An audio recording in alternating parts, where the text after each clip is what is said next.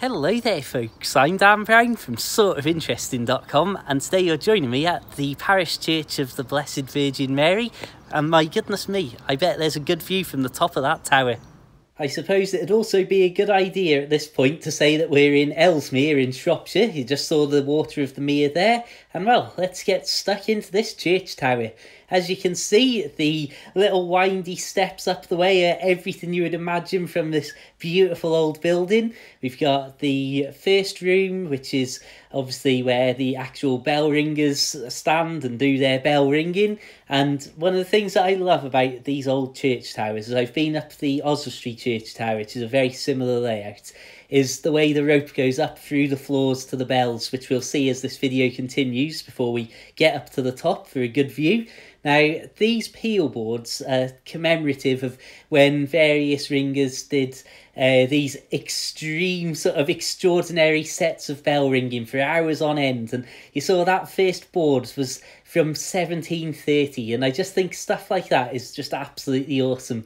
We've got the clock here as well. This is, again, don't ask me, I love me watches and stuff, but something of that scale and that layout, I could not identify many pieces of it. Again, in the clock room here, you can see, as I say, what I love.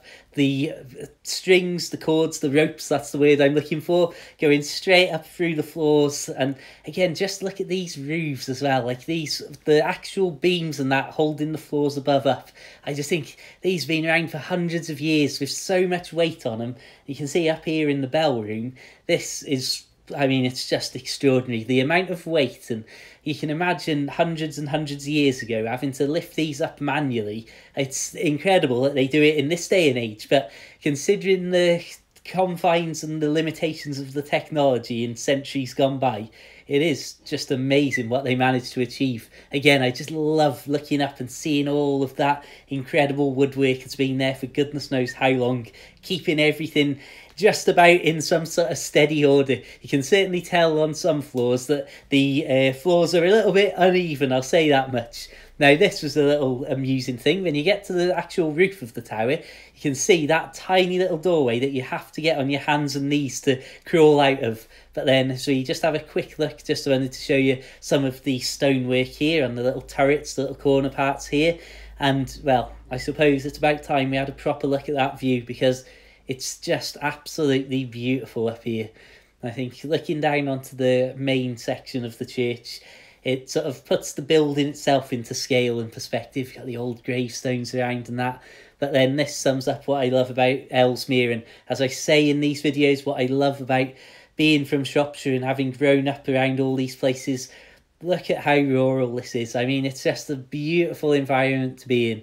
Ellesmere itself it's only a small place, but it seems a lot more spread out than I'd anticipated from up here.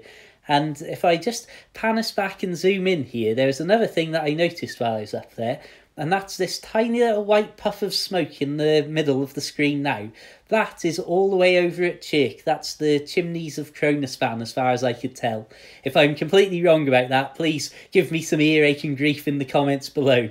But as we have another pan around Ellesmere here, I think that another thing that surprised me, having walked about half the perimeter, the only sections of the mere that you can walk around, I was amazed at seeing it from above like this, just how much bigger the mere seemed than when you're actually down there at water level looking across. I mean, it looks big when you're down there, but as I say, when you're up above and you can see more of the actual body of water rather than skimming your view across the top of it, it suddenly looks far bigger.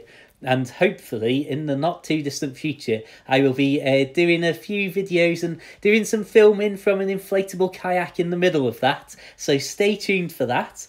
For anybody who's not familiar with my videos, I live on a little boat and I'm currently based at Ellesmere, but I travel up and down the canals and all over the place. Just wanted to share a few photos from the inside here. So yeah, there's a big boaty theme in a lot of my videos, so if you want to see my boat life vlogs, then please do subscribe and have a a look at my hundreds and hundreds of videos. I'm on the second boat that I've lived on now. So we come down back from the top of the tower here, have a quick peek in at what's going on. And yeah, I suppose as I make my escape from the church, I'll wrap things up. As I say, please check out my other videos for loads more from boat life and the great outdoors and countryside that you've just seen from afar in this video. Feel free to check out my short books about boat life as well, available for the Kindle or as a paperback. You'll find links to those in the description, or visit narrowboatbooks.com and that'll take you straight to my page on Amazon. And well, as I say, there's loads of links in the description for things like Instagram and Twitter and Snapchat, where I post loads of pictures of this sort of rural stuff and these random things like being at the top of a church tower that I get involved in one way or another. And well, until the next time, my friends, have an absolutely fantastic day. Take a peek at those links in the description if you're really curious. Please do, go on, have a look. But ultimately, keep it interesting, keep it bell-worthy, and of course, my friends, farewell.